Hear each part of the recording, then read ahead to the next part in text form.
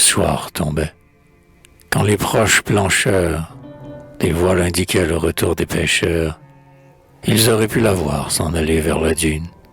Et, sous les doux regards indulgents de la lune, ils l'auraient vu au bras d'un vigoureux marin. Tous deux se profilaient comme un couple d'airains, sur l'horizon de mer où fuyaient des mouettes, et l'ombre agrandissait leurs vagues silhouettes.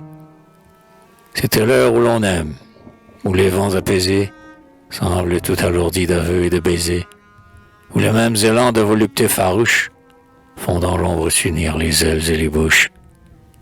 L'heure où la mer frémit comme un amant charnel quand la lune paraît au balcon noir du ciel. Alors ils restaient là, s'asseyant côte à côte, sur la dune, les soirs entiers, dans l'herbe haute, dont l'odeur capiteuse et les parfums puissants leur enflammaient la tête et leur grisaient l'essence.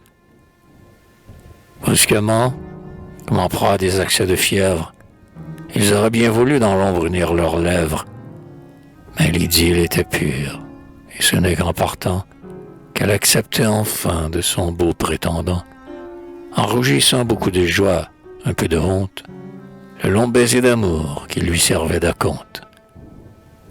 Car ils vont s'épouser, sitôt après les bancs. Elle mettra bien vite un bonnet à ruban, avec un châle long sur sa robe de laine, et pour l'avoir ainsi l'église sera pleine.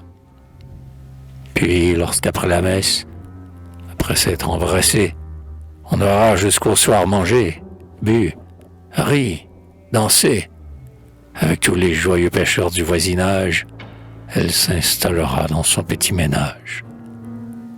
Lui s'en retournera sur mer, le matelot, et tous deux s'aimeront, satisfaits de leur lot, et fiers de voir grandir dans leur foyer prospère des enfants beaux comme elle et forts comme le père.